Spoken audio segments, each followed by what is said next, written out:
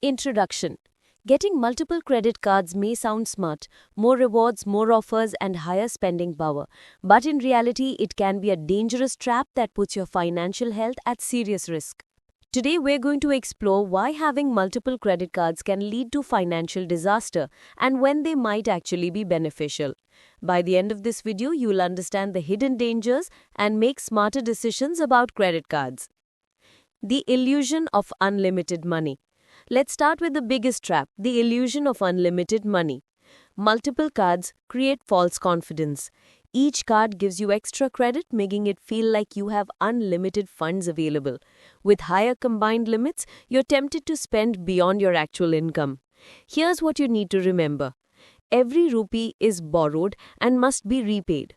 When you don't pay off balances across multiple cards, interest charges pile up quickly. Small purchases turn into expensive debt that grows month after month. Bill management becomes a nightmare. The second major problem, nightmare of bill management. More cards mean juggling different billing cycles and payment dates. Missing just one payment triggers severe penalties. Late fees of Rs 750 or more per missed payment. Interest rates spike to 36 to 42% annually. Immediate negative impact on your CIBIL score. Even one missed payment can set off a chain reaction that damages your credit profile for years. The dangerous debt snowball effect. Now let's talk about the most dangerous scenario, the debt snowball effect. Here's how it works. Card A gets maxed out. You're unable to repay the full amount, so minimum payments only cover interest. You use card B to pay bills. You swipe another card to cover daily expenses, creating debt on multiple cards. The debt cycle begins. Interest compounds across cards, making your total debt grow exponentially. Warning, this cycle can trap you in debt for years, with most payments going toward interest rather than reducing the principal amount. Your CIBIL score takes a hit. Multiple maxed out cards destroy your credit utilization ratio. Using more than 30% of your total credit limit signals financial stress to lenders. Even if you pay on time, high utilization across multiple cards makes you appear risky to future lenders. The safe utilization threshold is below 30% of your total credit limit. Maintain this for the best loan rates and credit opportunities. Hidden costs add up. Let's talk about the hidden costs that many people overlook. Premium cards can charge thousands per year in fees. For 3 cards annually, you could be paying significant amounts in annual fees, processing charges, and renewal fees. Even unused cards drain your savings through recurring fees that provide no benefit. When multiple cards can actually help. Now, multiple cards aren't always bad. For disciplined users, they can offer benefits include diversified rewards across categories, higher total credit limit improves your credit score, backup option for emergency, better negotiating power with banks, but this requires strict discipline. Track all bills and due dates religiously. Pay full amounts, never just minimums. Never overspend because credit limit is available. Monitor credit utilization across all cards. Multiple cards can be beneficial tools, but only if you have the discipline to manage them responsibly. For most people, they become a temptation, leading to financial trouble. Real-life case study, Rahul's 12-month journey. Let me share Rahul's credit card debt trap story, a real example of how quickly things can spiral. Meet Rahul, a 28-year-old software engineer earning 60,000 rupees per month. Like many young professionals, he was attracted to credit card benefits. Months 1 to 3, the initial allure. Rahul acquired 2 credit cards with 50,000 limits each, attracted by cashback offers and side-up bonuses.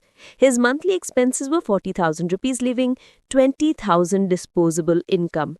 He started using cards for extras, online shopping, dining out, spending an additional 10,000 to 15,000 monthly beyond his budget.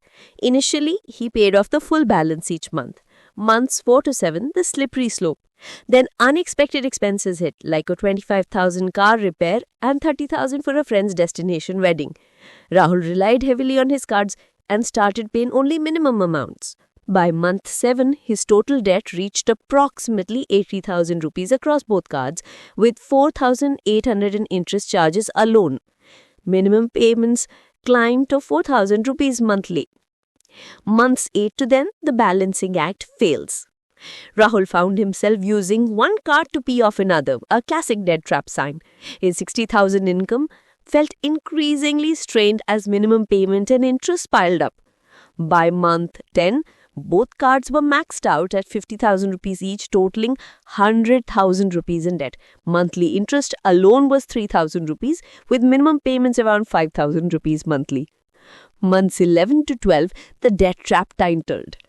His credit score dropped due to high utilization. The stress impacted his work performance. Despite earning 60,000 rupees, over 8,000 was going towards credit card debt, with most being interest rather than principal reduction. Final result, 1,05,000 rupees in debt after 12 months, severely limited financial flexibility and a damaged credit score. His dream of saving for a house down payment became impossible.